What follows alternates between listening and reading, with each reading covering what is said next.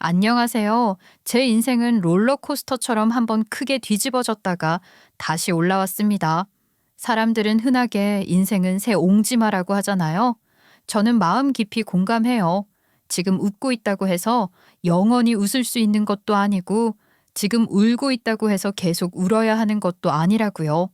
여러분도 혹시 그런 순간을 겪어본 적 있나요? 잘 살아보겠다고 열심히 노력했는데 예상치 못한 일이 벌어져서 인생이 송두리째 흔들렸던 경험 말이에요. 저는 그런 일을 겪고도 다시 일어났답니다. 바닥까지 내려갔다가 악착같이 기어 올라왔죠. 그리고 지금은 당당하게 말할 수 있어요.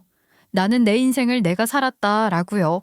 그럼 지금부터 제 사연을 들려드릴 테니까 집중해 주세요. 제가 어떻게 뒤집힌 인생을 되찾았는지 말이에요. 저는 50대 초반으로 앙금 케이크를 만들어 제법 여유로운 노후 자금을 쌓아둔 아줌마입니다. 저는 원래 전업주부였어요. 바깥 일이라는 건 감히 꿈꿔보지도 않았죠. 남편과는 대학 시절부터 캠퍼스 커플로 만나 제법 달달하게 연애하다가 결혼했답니다.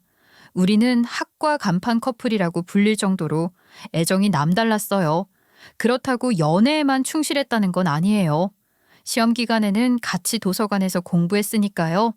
캠퍼스 벤치에서 제가 싸온 도시락을 나눠 먹기도 했고 축제 때는 손 꼭 붙들고 돌아다녔습니다. 동기들이 장난스럽게 닭살스럽다며 놀리기도 했어요. 야야, 니네 또 붙어 다니냐? 이 정도면 학교에서도 부부인 줄 알겠다. 진짜 눈꼴 시려 죽겠어. 저렇게 붙어 다니는데 어떻게 한 번을 안 헤어지는 거야? 사랑하기에도 시간 아까워 죽겠는데 왜 헤어지냐? 우리는 싸워본 적도 없거든. 어머, 저기 집에 말하는 것 좀 봐. 지금 우리 부러워서 쓰러지라고 그러는 거지? 그래, 솔직히 부러워 죽겠다. 너네만큼 예쁘게 사귀는 애들 처음 본다고. 우리는 동기들의 시선을 즐겼습니다. 정말 학교를 다니는 내내 그렇게 붙어 다녔는데도 싸운 적도 없었고 당연히 헤어진 적도 없었어요. 저는 휴학하고 남편이 군대를 다녀오는 것도 기다려줬고요. 사이좋게 대학을 졸업했습니다. 그리고 남편은 취업하고 자리를 잡자마자 저에게 프러포즈 했죠. 저는 감동의 눈물을 흘리면서 승낙했어요. 양가 어른들도 우리가 어떻게 서로를 아껴왔는지 알기 때문에 흔쾌히 허락해 주셨답니다. 너네가 결혼까지 하게 될 줄은 몰랐다. 이제 막 대학에 입학한 것들이 서로밖에 없네 만회하면서 다니길래 귀엽다고 생각했거든. 그러니까요. 저도 군대 가서 헤어지게 될까 봐 걱정 많았는데 희경이가 기다려줘서 얼마나 고마웠는지 몰라요. 저 꼭 보답할 거니까 지켜봐 주세요. 최선을 다해서 행복하게 만들어줄 거예요. 평생 물 한 방울 묻히지 않도록 살 수 있게 노력하겠습니다. 물은 묻히게 해도 되니까 우리 딸 눈물만 안 나게 도와주면 고맙겠어. 사위 사랑은 장모가 한다는 말 알지? 무슨 일 있으면 연락해. 희경이가 속 썩여도 걱정 말고 바로 연락하고. 엄마는 벌써부터 누구 편에 드는 거야. 내 편 될 거라고 경고해줘야지.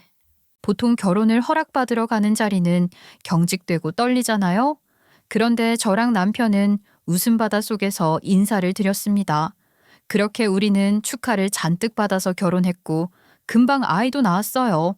아들과 딸 남매가 눈에 넣어도 아프지 않을 것처럼 쑥쑥 예쁘게 자랐죠. 뭐 하나 부족할 것 없이 알콩달콩 행복했던 것 같네요. 그런데 세상 일이라는 게 어디 그렇게 순탄하게만 흘러가겠어요? 방심하지 말라는 것처럼 일이 터지고 말았습니다.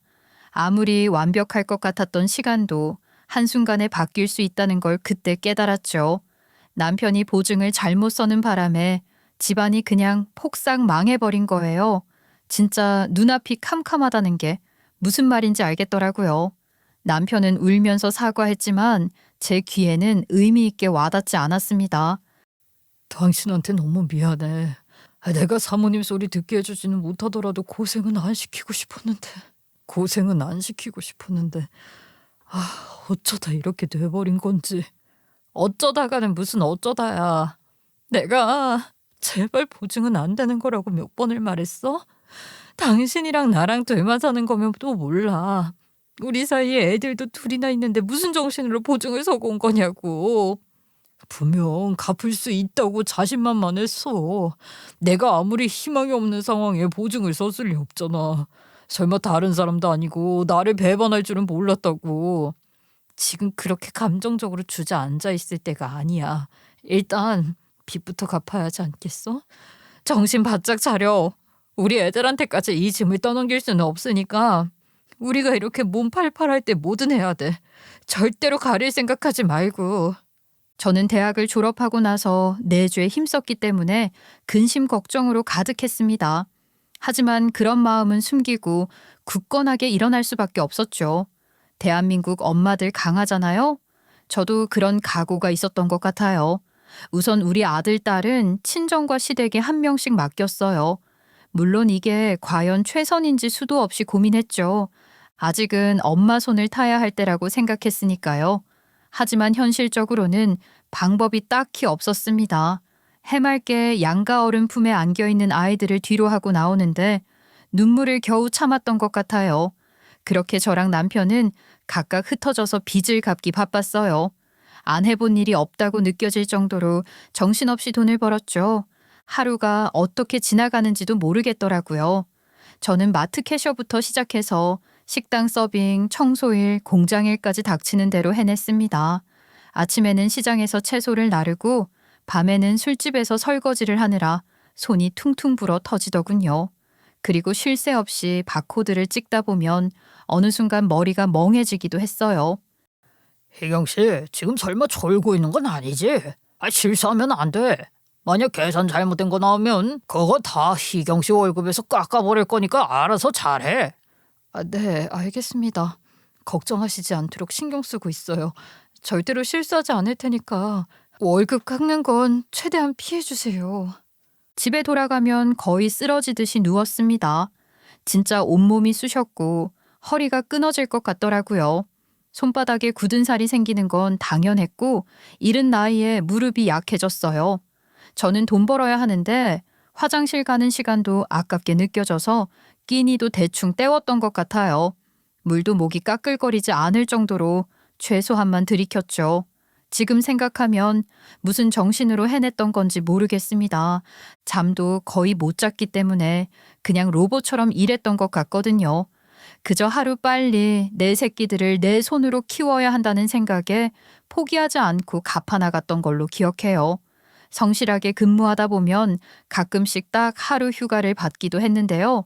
저는 쉴 생각은 하지 않고 바로 아이들을 보러 친정과 시댁에 방문했습니다. 아이들은 양가 어른들이 살뜰히 보살펴주고 계셨지만 제 얼굴을 보면 눈물바다가 되어 달려나오더라고요. 엄마, 제발 가지 마. 나랑 같이 있자. 아니면 나도 데려가면 안 돼? 엄마 이럴 때 절대로 방해하지 않을게. 얌전히 있을 테니까 옆에만 있게 해주라. 우리 아들 조금만 더 참아줘. 엄마도 우리 아들 생각 많이 해. 너무너무 보고 싶어서 꿈에서도 우리 아들이 막 나오는 거 있지? 엄마도 겨우 참고 있는 거니까 기다려줘. 무조건 상황이 나아지면 데리러 올게. 지난번에도 그 말 했으면서 사실은 나만 엄마 보고 싶어 하는 거지.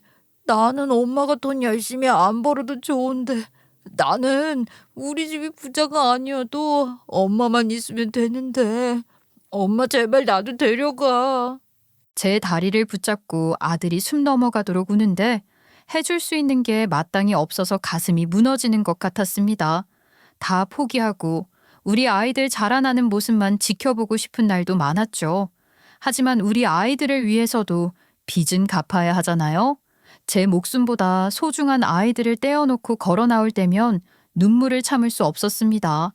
제가 운다는 걸 아이들한테 들키고 싶지 않아서 입술을 피가 새어나오도록 깨물었어요. 그리고 일터로 돌아가면서 펑펑 울었죠. 다 큰 아줌마가 창피한 줄도 모르고 운다며 손가락질하는 사람도 있었을 거예요.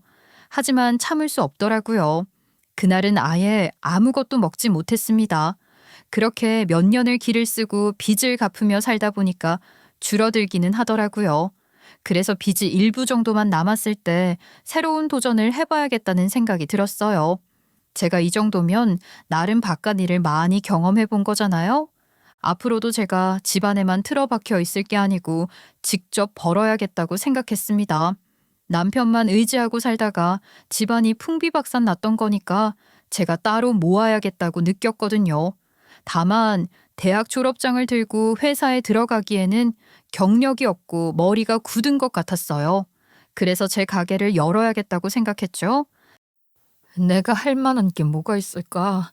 당장 인건비를 줄 만한 상황은 아니니까 혼자서도 충분히 해낼 수 있는 거면 괜찮을 것 같은데. 네가 그래도 손재주는 괜찮지 않어? 그걸 잘 살려보면 괜찮을 것 같은데. 저는 고민하다가 앙금 케이크 가게를 열었습니다. 제가 사는 지역에 흔하지 않은 아이템이었거든요. 저는 독점할 수 있을 거라고 기대했어요. 하지만 흔하지 않다 보니 사람들도 관심이 없더라고요. 장사라는 건 정말 쉬운 게 아니었어요. 과장하는 게 아니라 처음에는 진짜 손님이 한 명도 안 오더군요. 괜히 도전했다가 빚만 다시 늘리는 거 아닌가 하는 겁에 질리기도 했습니다. 하지만 이대로 물러설 수는 없었죠. 저는 어차피 손님도 찾아오지 않으니 노인정에 무료로 선물하기로 마음먹었어요. 어머, 아이고 이게 뭐야. 예쁜데 맛까지 좋고 진짜 선물 받은 기분이다. 내 생일에 이런 거 해주면 좋을 텐데. 그러게 말이야. 나도 우리 마누라 생일 때 이런 거나 해줄까 봐. 분명히 좋다고 동네방네 자랑하러 다닐 것 같은데. 제가 생각했던 홍보는 성공적이었습니다. 어르신들 사이에 입소문이 퍼져서 자리 잡을 수 있었거든요. 나중에는 어르신들을 대상으로 선물하기 위해 젊은 사람들까지 찾아오더라고요. 예약이 밀릴 정도로 가게는 성공했죠. 남편은 제가 어떤 마음으로 가게를 도전했는지 알기에 미안해하면서도 축하해줬습니다.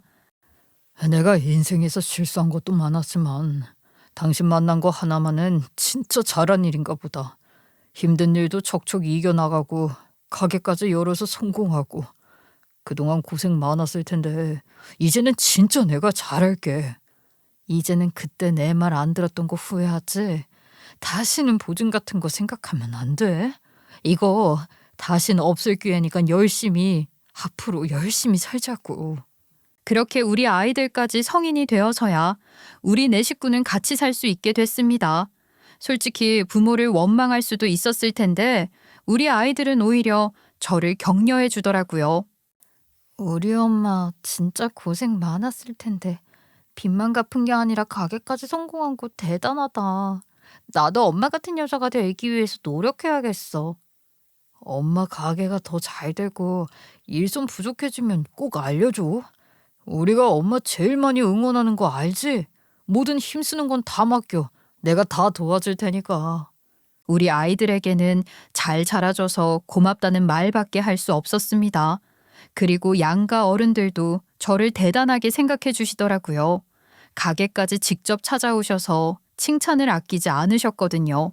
솔직히 쑥스러우면서도 자랑스러웠어요. 더욱 열심히 살아야겠다고 마음먹었죠. 그런데 남편은 제 생각과 달랐나 봐요.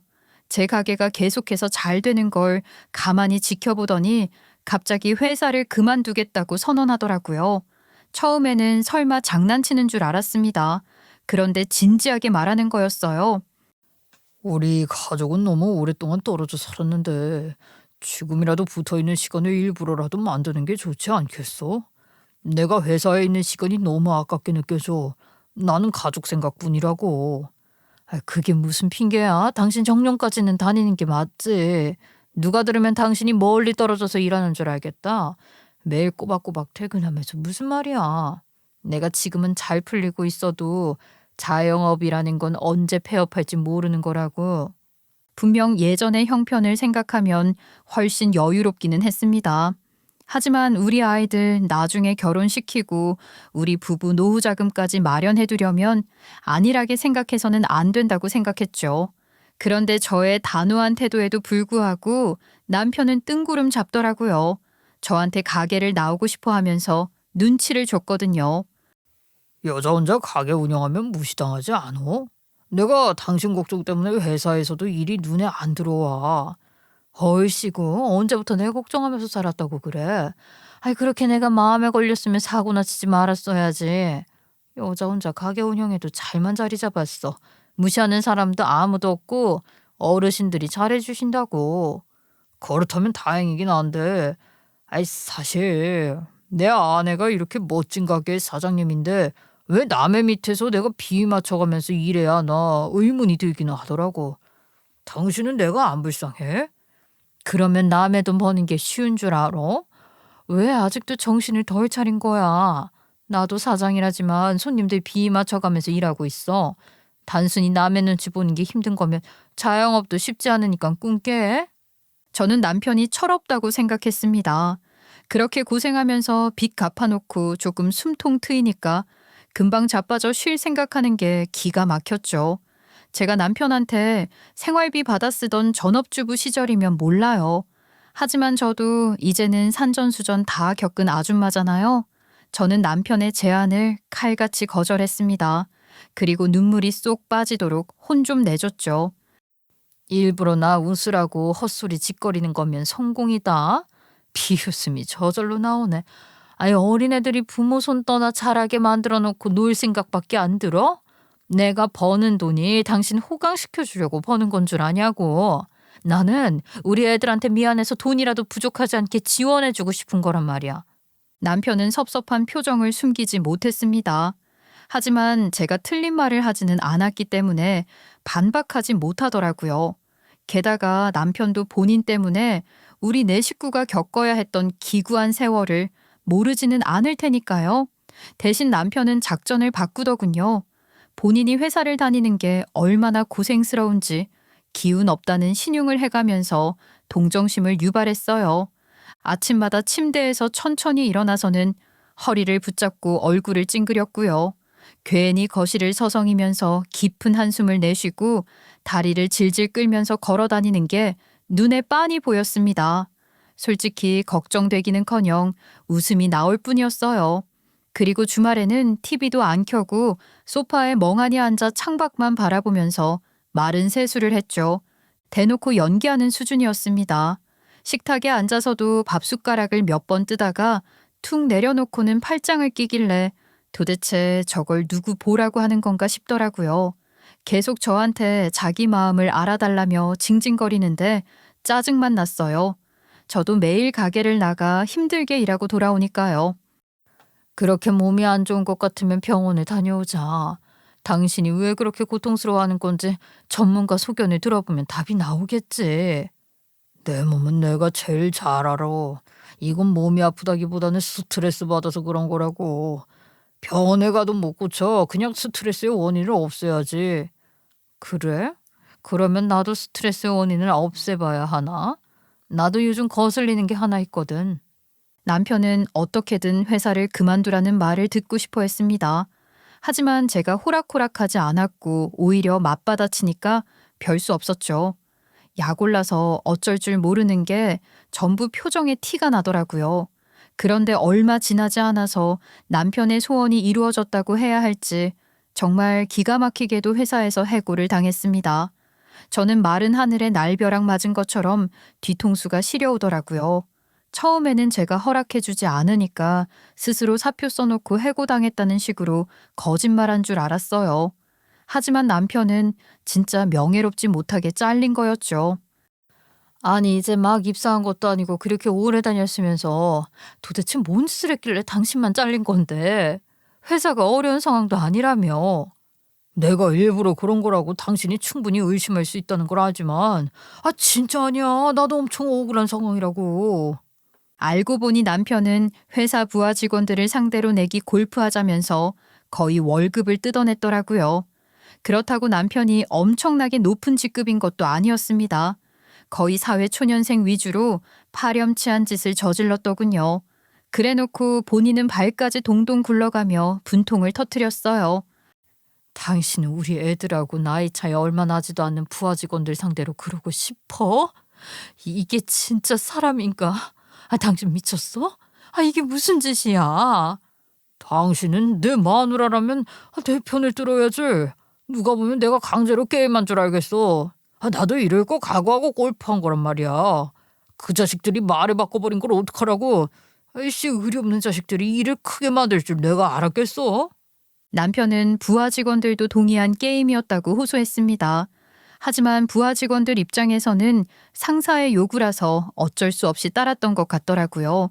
남편은 그나마 내기에서 따낸 모든 돈을 돌려주고 제가 위로금까지 얹어줬기 때문에 법적 대응을 피할 수 있었어요. 하지만 회사로 복귀할 수는 없었죠. 남편은 큰 코 다쳐봐야 하는 상황이었을지도 몰라요.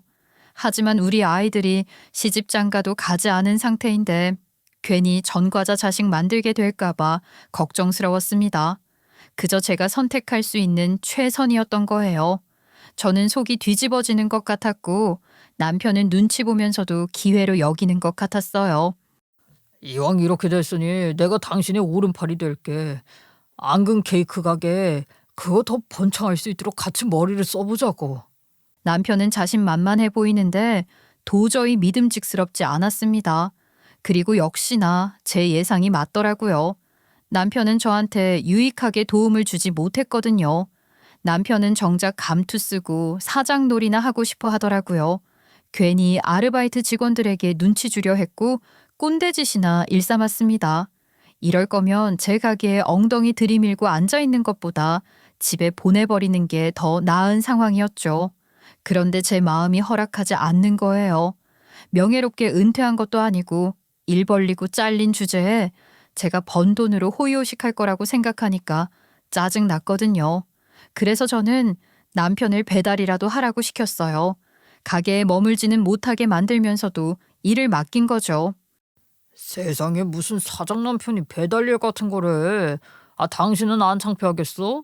누가 보면 비웃을지도 모른다고. 왜 창피한데? 배달일도 가게에서 꼭 필요한 일 중에 하나야. 내가 위로금 내준 거 배달일로 갚으라고.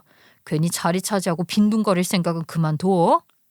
남편은 불만스러워했지만 제가 강하게 말하니까 군말 없이 다니기 시작했습니다. 그런데 시댁에서는 못마땅하셨나 봐요. 저한테 조심스럽게 연락이 왔더라고요. 아니 우리 아들도 이제 나이가 있는데 배달일 시키는 건 위험하지 않겠어? 어머님, 어차피 저희 가게는 속도를 빨리 내야 하는 주문은 안 받아요. 케이크 만들기까지 시간이 걸려서 최소 3일 전에는 예약 받거든요. 그이가 괜히 빠르게 달려야 하는 상황은 없어요. 그래도 배달일은 한량들이나 하는 거잖니. 카운터 자리 비었으면 그거 맡기는 게 어떻겠어. 그래도 사장 남편인데. 이 사람 보증 잘못 썼다가 집안 풍비박산 내놓고도 정신 못 차려서 내기 골프로 회사에서 잘린 거잖아요. 땀 흘리면서 고생도 하고 반성도 좀 해야 돼요.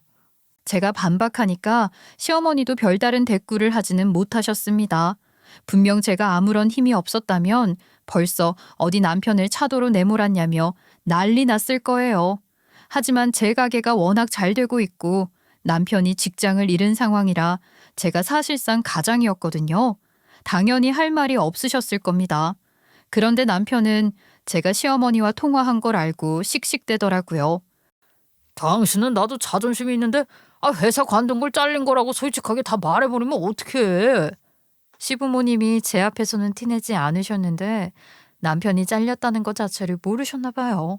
남편이 그냥 스스로 관두고 나왔다며 말씀드린 것 같았죠. 그러면 나한테 진작 입 조심해달라고 부탁을 하든가. 당신은 배달일 하기 싫어서 어머니께 쪼르르 고자질해놓고 내가 무슨 상황인지 알리니까 자존심 상해? 남편은 할 말 없었는지 표정만 구길 뿐이었습니다. 그렇게 남편은 배달 일을 처음 시작했을 때 나가기 싫은 티를 팍팍 내고 입술이 대빨 나와 있었거든요. 그런데 제 가게가 얼마나 잘 되는지 몸소 겪어보니까 전부 다 수익이라는 걸 알고 열심히 하긴 하더라고요. 그러던 어느 날 제가 남편에게 전세 역전되는 일이 발생하고 말았어요. 우리 엄마가 갑자기 쓰러지셨거든요. 고혈압이 있으시다는 건 알고 있었지만 이렇게 갑자기 일이 터지게 될 줄은 몰랐습니다. 그나마 다행인 건 아버지가 엄마를 일찍 발견하셔서 응급실로 데려가셨다는 거예요. 하지만 엄마 곁에서 병간호를 도맡아 할 사람은 저밖에 없었어요. 제가 엄마 보살필 테니까 걱정하지 마세요. 옆에 붙어서 병간호하는 일이 쉽지 않거든요. 아버지도 연세 있으신데 제가 할게요. 너라고 안 힘들겠어. 게다가 너는 가게도 나가야 하잖니. 어렵게 일군 가게인데 쉽게 포기하게 놔둘 수는 없다. 아버지, 가게도 소중하지만 엄마보다 귀할 수는 없잖아요. 장사는 언제든지 다시 시작하면 된다고 생각해요. 지금은 엄마 건강 회복하신 게 먼저죠. 물론 저도 가게를 포기하기까지 고민이 많았습니다. 아버지 앞에서는 언제든지 다시 시작하겠다고 호언장담했지만 업계 상황이라는 게 항상 같을 수는 없으니까요. 하지만 엄마가 편찮으신 상황에서 다른 선택지는 존재하지 않았어요. 잠시 문을 닫을 수밖에 없었죠. 아르바이트 직원들에게 맡기면 되지 않겠냐고 의문스러우실 수도 있습니다. 하지만 앙금 케이크 자체는 제가 손수 다 만들었거든요. 대체 가능한 직원이 없었어요. 손해라면 손해인 상황이었지만 과감하게 포기할 때라고 생각했죠. 어마어마한 빚도 갚아본 적 있는 사람이 매출 몇 푼이 대수겠어요? 건강은 한번 잃으면 되돌릴 수 없는 거잖아요. 그렇게 저는 엄마 곁에서 시간을 보냈습니다. 당장 병원비만 나가는 상황이라 걱정스럽기도 했지만 인생사 새 옹지마라는 말을 아실 거예요. 불행 중 다행으로 남편이 돈을 잘 벌게 됐습니다. 제 가게에서 갈고 닦은 배달 실력으로 제 가게 말고 배달 대행업체에서 일을 받아 다른 가게들 배달을 하면서 월에 600만 원 정도 가져오더라고요. 내가 아무것도 할 줄 아는 게 없을 줄 알았지? 역시 인생은 모르는 거라니까. 진짜 배달이라는 거 싫어했는데 이렇게 도움이 될 줄이야. 그러게. 당신이 우리 가게 닫았다고 해서 쉬는 게 아니라 새로운 일자리를 구해서 다행이네. 진심으로 고맙게 생각해. 남편은 제법 성실하게 일을 다니더라고요. 악착같이 뛰어다니는 걸 보고 있으니 감동스럽기도 했답니다. 그런데 상황은 평화롭게 흘러가지 않았어요. 남편이 엄마 병원비랑 수술비 같은 비용을 내주면서 갈등이 시작됐거든요. 제가 평생 은혜 갚아야 할 일로 남았으면 좋았을 텐데 남편이 슬슬 엇나가더라고요. 왜 이렇게 장모님한테 돈을 많이 쓰는 거야? 이럴 거면 우리 부모님한테도 똑같이 돈을 줘야 하는 거 아니야? 내가 우리 엄마한테 사치품 사드리는 것도 아니고 편찮으셔서 치료받으시라고 하는 건데 이렇게 나올 거야?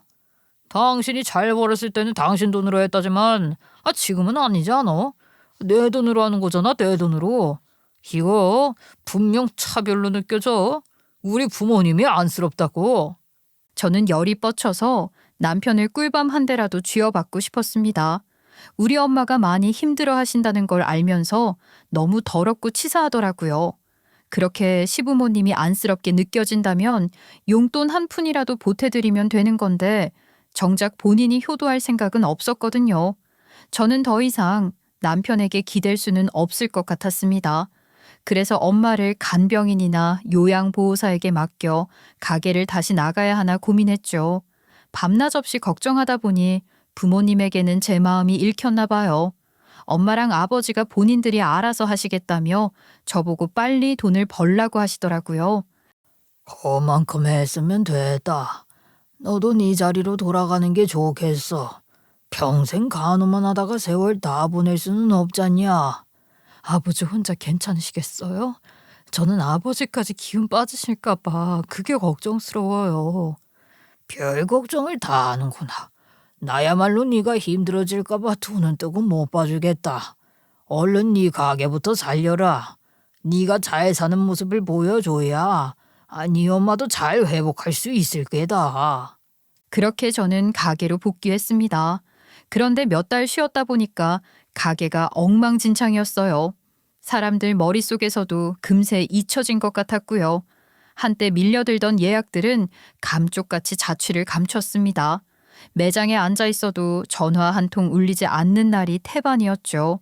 게다가 냉장고 안에는 유통기한이 지나 폐기해야 할 것들이 점점 늘어나더라고요. 덕분에 제가 다시 돌아왔음에도 가게는 돈벌이가 되지 않았어요. 남편만이 승승장구하는 상황이었죠. 남편은 신나서 거의 날아다니는 것 같더라고요. 어쩔 수 없이 저는 남편에게 손을 벌릴 수밖에 없었습니다. 설마 내일은 바다 가기만 할 건 아니지? 장모님 다 낳고 당신 가게에 집중할 수 있게 되면 무조건 갚아야 돼. 나도 이거 쉽게 번 돈 아니거든. 알겠어. 나도 어렵게 부탁하는 거야. 차라리 내가 아픈 거면 모르겠는데 우리 엄마가 편찮으신 상황이니까 마음 넓게 써서 도와주라. 무슨 일이 있어도 갚아. 나 이거 그냥 주는 거 아니고 빌려주는 거야. 당신 입 닦으면 나는 장인어른하고 장모님께 갚아달라고 할 테니까 그냥 넘어가려고 하지 말고. 맹세코 갚겠다니까. 당신이랑 내 사이에 애도 있는 마당에 내가 어디 도망이라도 가겠어? 구걸을 해서라도 갚겠다고 약속할게. 남편은 정말 치사하게 굴면서 돈을 빌려줬습니다. 하지만 제가 빌리는 입장인데 무슨 말을 할 수 있겠어요? 그런데 제가 도저히 인내할 수 없는 상황이 발생하고 말았습니다. 엄마가 또 한 번 쓰러지셔서 중환자실까지 가셨다는 연락을 받게 된 거예요. 하지만 저는 그때 바로 달려갈 수 없었어요. 뭐라도 돈을 벌기 위해 앙금 케이크 강의하러 지방에 내려가 있었거든요. 저는 미우나 고우나 그래도 남편이라고 가장 먼저 연락했습니다. 어떻게 우리 엄마 또 쓰러지셨대. 중환자실까지 가셨다는데 어떡하면 좋아. 나는 아직 강의가 안 끝났는데 당신이 먼저 가줬으면 해. 당연히 내가 가야지 어떡해. 나 말고 누가 가겠어. 지금 바로 출발할 거고 도착하자마자 상황 보고 연락할게. 남편이 바로 답을 주니까 그때는 좀 많이 의지가 되고 고마웠습니다. 저는 부랴부랴 강의를 중단하고 지방에서 엄마가 입원했다는 병원까지 달려갔어요. 도착하니까 수술 이야기가 나오더라고요. 가슴이 철렁 내려앉았죠. 그런데 남편이 저를 따로 부르는 거예요. 돈 좀 그만 써라. 중환자실 들어갈 정도면 끝인 거 몰라? 내가 그동안 장모님 병원비 수술비 다 보태줬는데 결국에는 또 쓰러지신 거잖아. 이거 완전 밑받은 독에 물 부은 수준이네. 나는 더 이상 내줄 돈 없으니까 알아서 해결해. 누가 들으면 남편이 엄청나게 헌신한 줄 알 겁니다. 그런데 우리 엄마 병원비랑 수술비 딱 2번 내줬어요. 2번이요. 그런데도 이 되먹지 못한 소리를 짓거리고 있으니까 뚜껑 열리더라고요. 더 이상 저도 가만히 있지 않겠다고 결심했죠. 다만 저는 엄마가 있는 병원에서 큰 소리 낼 수는 없다고 생각했어요. 그래서 이 악물고 침착하게 알겠다고 대답해줬습니다. 당신이 어떤 말을 하고 싶은 건지 잘 알겠네. 그렇게 아까우면 진작 말해주지 그랬어? 나도 돈 나올 구석이 더 이상 없는 것 같으니까 마지막 한 방을 써야겠네. 당신 어머니 아버지 댁이 내 명의로 되어 있으니까 그거 팔아서 병원비만 대면 되는 거 아니겠어? 뭐라고? 지금 뭐 말하는 거야? 이해를 못하겠는데. 당신 뭐 이상한 거 집어먹고 온 거 아니야? 저는 빈정거리면서 남편을 노려봤습니다. 그런데 남편은 제가 무슨 말을 하고 있는 건지 도통 이해할 수 없다는 반응이었어요. 멍청하게 혼란스러워하는 꼬락서니를 보니까 짜증밖에 안 났죠. 저는 더 이상 지체하지 않았습니다. 곧바로 남편이 보는 앞에서 부동산에 연락했어요. 그리고 시댁집을 급매로 내놓겠다고 말씀드렸죠. 물론 시부모님에게도 바로 전화를 걸었습니다. 지금 어떤 상황인지 전부 다 알려드렸어요. 시부모님은 경악스러워 하더라고요. 우리가 지금 너 있는 대로 갈 테니까 제발 마음 바꿔줬으면 좋겠다. 우리 지금 나가는 중이야. 제발 얼굴 보고 얘기하면서 다시 생각해보자꾸나. 응? 제 마음이 바뀔 일은 없을 것 같은데요. 저는 이 인간이 짓거린 막말을 평생 잊을 수 없을 거예요. 우리 엄마 위해서라도 어머님과 아버님은 제 집에서 나가주셔야겠어요.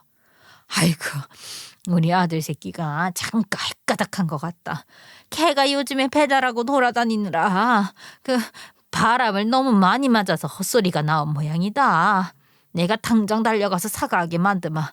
그러니까 제발 집 내놓겠다는 말은 말아줘라. 시부모님은 남편 대신 용서를 구하면서 싹싹 빌었습니다. 다급하게 병원으로 오겠다고 하더라고요.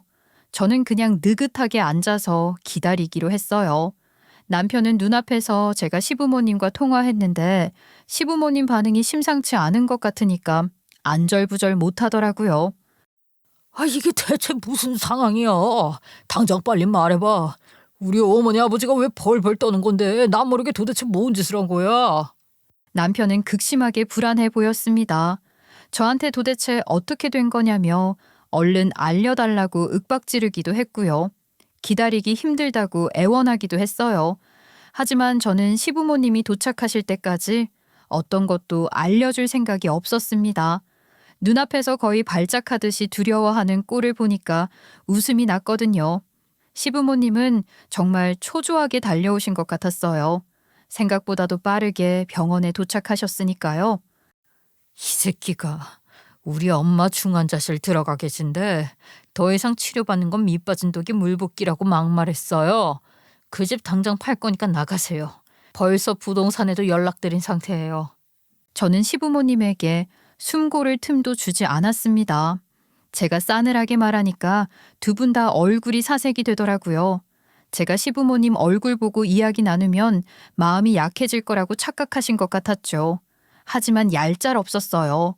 우리 엄마가 그런 말을 들었는데 관대하게 넘어갈 자식이 세상에 어디 있나요? 시부모님은 제 앞에서 공손한 태도를 취했어요. 하지만 남편은 아직도 정신을 못 차리고 혼자 막 추측하기 시작하더라고요. 당신 설마 앙금 케이크 가게 만들 때 우리 부모님한테 뭐 지원받기라도 한 거야? 그래서 우리 본가 명의가 당신 것으로 바뀐 거냐고. 그게 아니면 도대체 왜 우리 부모님이 이런 식으로 고개를 조아려야 하는데. 남편은 저한테 손가락질 해가면서 따져 물었습니다. 제가 남편을 빌미로 시부모님을 협박이라도 해서 시댁집을 갈취한 거라고 믿고 싶었나 봐요. 그런데 제가 웃음을 흘리기도 전에 시부모님이 먼저 반응하시더라고요. 시아버지가 남편 등짝을 내리치면서 그런 거 아니니까 당장 빌라고 먼저 무릎을 꿇으셨거든요. 시어머니도 마찬가지로 남편의 정강이를 발로 차서 고개를 숙이게 만들었습니다. 이 망할 놈의 새끼가 무슨 헛소리를 하는 거야. 아직도 정신을 못 차리겠어. 우리가 왜 이렇게까지 전전긍긍한지 모르겠냐고. 이런 눈치도 없는 새끼가 도대체 무슨 사다를 낸 거야. 너 당장 너도 무릎 꿇어. 며느라 제발 집 한다는 말은 말아줘라. 집이 없으면 당장 어디를 가라고 그러는 거니? 우리 아들이 진짜 사과하고 반성하게 할 테니까 기회를 줬으면 좋겠구나. 우리가 사돈 될 게도 직접 사과드릴게. 도대체 어떤 일이 있었던 건지 궁금하실 거예요. 사실 시부모님은 제 앙금 케이크 가게가 잘 되는 걸 보고 본인들도 뭔가 판매를 하면 잘 풀릴 거라고 생각하셨던 모양이었습니다. 그런데 자리부터 덥석 계약하는 건 당장 자리세가 나가니까 부담스럽잖아요. 언제 장사가 성공적인 궤도에 올라갈지는 아무도 모르니까요. 그래서 물건만 일단 가져다가 팔아보기로 마음 먹으셨던 거죠. 그런데 하필 사업 아이템을 물색하다가 골랐다는 게 다단계였던 겁니다. 다단계 업체에 설득당해서 보기 좋게 넘어가신 거예요. 시부모님은 완전히 팔랑귀로 시댁집까지 담보대출 받아서 다 샀더라고요. 무슨 모든 통증을 완화시켜주는 비타민이라고 했다는데 그게 가능하면 병원이 도대체 왜 있겠어요? 당연히 사기당한 거였죠. 뒤늦게 시부모님이 판매할 수도 없고 본인들이 떠안기에도 효과 없는 비타민일 뿐이라는 걸 깨달으셨을 때는 소용없었습니다. 시댁집까지 근저당 잡혀서 길바닥에 나앉게 생긴 상황이었거든요. 차마 보증 섰다가 겨우 회복한 남편한테는 짐이 될까봐 말씀을 못 하셨더라고요. 제가 그나마 앙금 케이크 잘 풀려서 능력 있어 보이니 부탁하셨던 거죠. 며느라 다시는 이런 거 손도 안 댈 거다. 우리가 이 나이 먹고 인생 공부 제대로 다시 했어. 제발 한 번만 도와줘라. 아들 볼 낯이 없어서 매일 한숨이랑 눈물밖에 안 나온다. 그래, 우리가 각서라도 쓸게. 또 이런 집 버려서 너한테 도와달라고 하는 일은 없을 거야. 우리가 더 살아봤자 얼마나 살겠냐. 인생 마지막 효도라고 생각해줬으면 좋겠구나. 그때는 진짜 효과가 있는 것 같고 우리 말고도 사는 사람들 많은 것 같길래 도전을 한 거야. 그러니까 다시는 꿈도 안 꾸겠다 이 말이야. 저는 남편이 그냥 일 없이 얹혀 살려고 하는 건 반대했지만 시부모님은 연세가 있으시기도 하고 빚 갚느라 정신없던 시절에 어쨌든 우리 아이들을 돌봐주셨잖아요. 그래서 시댁집을 매매했던 거였어요. 덕분에 지금까지 제 명의로 남아있던 거고요. 남편은 600만 원씩 벌어올 때도 용돈 한 푼 드린 적 없던 인간인데 시댁집에 관심이 있었겠어요? 등기부등본 떼볼 생각은 평생 안 했을 테니 명예 변경된지도 몰랐겠죠. 당시 시부모님은 겨우 급한 불을 끄셨기에 저를 은인처럼 여기셨습니다. 그래서 남편을 배달 일 시킬 때도 차마 강경하게 나무라지는 못하셨고 조심스럽게 위험하지 않겠냐며 걱정하신 거였죠.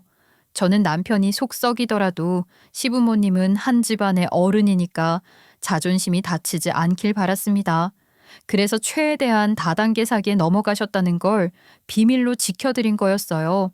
하지만 우리 엄마 보고 남편이 막말까지 짓거린 상황에서는 더 이상 참아줄 이유가 없었죠. 제가 모든 사실을 폭로하니까 시부모님은 쪽팔리셨는지 얼굴이 빨개졌습니다. 그러면서도 제 심기를 건드리고 싶지 않았나 봐요. 남편한테 정색하시더라고요. 남편은 시부모님이 벌였던 일을 믿지 못하는 것 같았어요. 충격을 받은 듯이 입을 쩍 벌리고 있었거든요. 이제 다 알았으니 네 놈도 얼른 무릎 꿇고 며느리한테 빌어. 응, 우리한테 은인이는 다름없었는데 나 때문에 좋았던 사이가 다 박살난 거잖아. 아이, 무슨 말 같지도 않은 비타민 때문에 집까지 담보대출을 받아요. 어머니 아버지가 말도 안 되는 헛소리에 속아 넘어가셔서 저까지 무릎을 꿇어야 하냐고요. 이놈은 무슨 보증을 잘못 써서 멍청하게 침 말아먹을 뻔했던 주제에 어디서 하늘 같은 부모한테 큰 소리야. 우리가 아무리 잘못해봤자 너보다 잘못했겠냐. 너는 잘 다니던 회사까지 잘려놓고. 그래도 저는 비타민 떠하는 건 없는데요. 아유, 이 세상에 모든 통증을 완화시켜주는 게 어딨어요. 뭘 잘하셨다고 저한테 화내시는 거예요. 어머니 아버지가 더 잘못하셨죠. 저는 지금 제 몫은 잘하면서 산다고요. 도대체 콩가루 가족도 아니고 시부모님과 남편은 서로 잘잘못을 따지며 책임을 돌렸습니다. 남들을 수군거리는데도 서로 언성 높이고 삿대질을 하더라고요. 저는 이제 이 집안에서 무슨 일이 일어나든 상관하고 싶지 않았어요. 저는 제 명의집을 팔겠다는 마음을 바꿀 생각 없어요. 언제든 적당한 분이 나타나면 넘길 거니까 그렇게 알고 계세요. 우리 엄마 회복하시는 거 기다리기도 정신없으니까 얼른 셋 다 제 눈앞에서 꺼져요. 셋 다 그 핏줄 어디 안 가서 똑같으니까 딴 데 가서 싸우시라고요. 시부모님은 제 눈치를 보고 있었기 때문에 바로 일어나더라고요. 그리고 이게 다 네 입이 방정이라 벌어진 거라며 남편의 주둥이를 때리더니 머리채 끌고 가셨습니다. 남편이 저를 열받게 하면서 살아온 것과 별개로 저는 우리 아이들을 결혼시킬 때까지만은 이혼하고 싶지 않았어요. 하지만 이미 선을 한참 넘었기 때문에 참아줄 수 없겠더라고요. 저를 낳고 길러주신 엄마에게 해서는 안 될 말을 내뱉었잖아요. 이걸 용서해 주는 건 너무 커다란 불효라고 생각했습니다.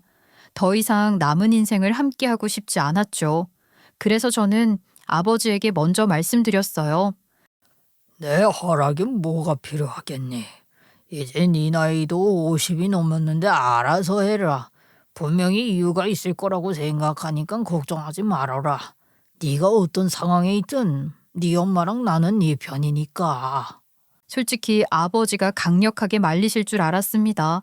제가 부모님에게 상처가 될까봐 왜 이혼을 결심했는지 정확히 말씀드리지 않았거든요. 그런데 생각보다 담담하게 받아들이시더라고요. 사실 제가 그동안 얼마나 인내하고 살았는지 알고 계신 거라는 생각이 들었어요. 아무래도 보증 사건부터 해서 제가 가정을 지키기 위해 아둥바둥 했잖아요. 그리고 우리 아이들한테도 말해줬습니다. 아이들은 각자 사회생활을 시작해서 바빴기 때문에 엄청 갑작스럽게 느껴졌을 거예요. 그래서 제가 왜 이혼을 결심하게 됐는지도 상세하게 말해줬죠. 아이들은 남편이 그런 막말을 짓거렸다는 것에 놀라더니 적극 찬성해 주더라고요. 엄마, 우리 걱정은 하지 말고 결정해. 우리가 들어도 이건 좀 아니라는 생각이 들고 화가 났는데 엄마 마음은 어떻겠어. 그동안 얼마나 노력했는지 다 알고 있어. 그래 엄마, 괜히 우리한테 피해가 될 거라고 걱정하지 않아도 돼. 요즘 시대 한부모 가정이라고 눈치 주는 인간들이 그게 나쁜 거다?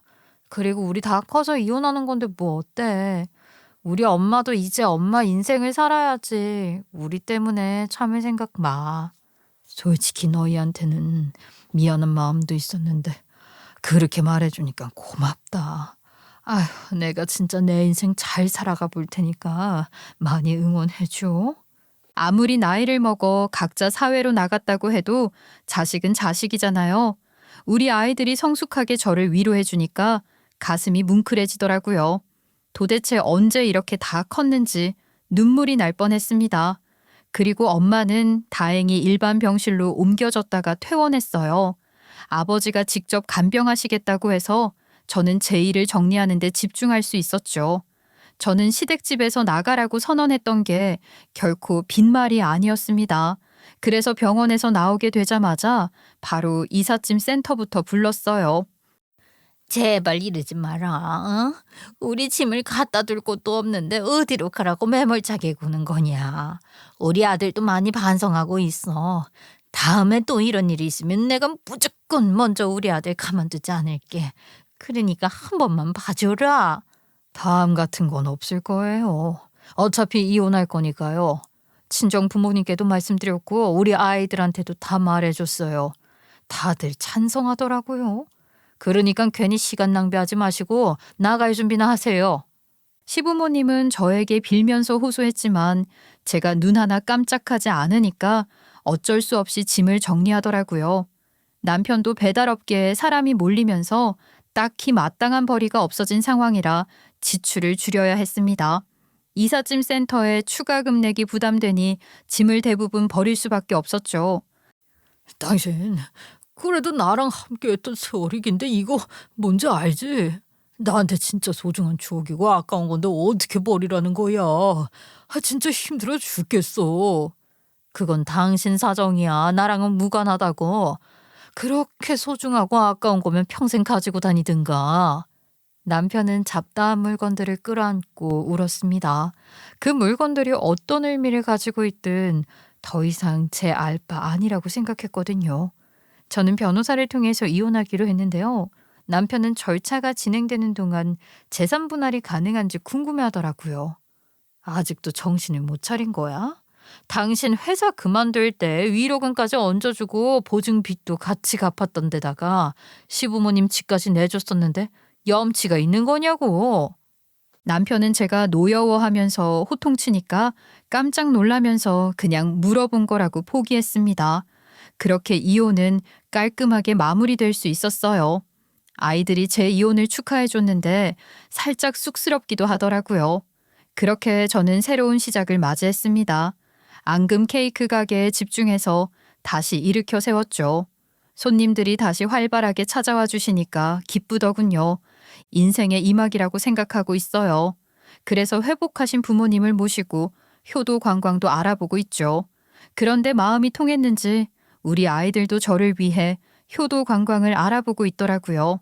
제가 그동안 고생 많았으니까 보답하고 싶었대요. 세상에 이만큼 커다란 복이 또 있을까요? 우리는 3대가 함께 움직여서 여행을 다녀올 것 같아요. 살아오면서 많은 우여곡절이 있었고 한때는 다시 일어설 수 있을까 걱정도 많았지만 결국 이렇게 제 자리를 다시 찾게 되었어요. 혹시라도 과거의 저처럼 힘든 시간을 보내고 계신 분들이 있다면 포기하지 말고 끝까지 버텨보시라고 말씀드리고 싶네요. 제 사연이 여러분들께 위로가 되길 바랍니다. 사연 들어주셔서 감사드려요.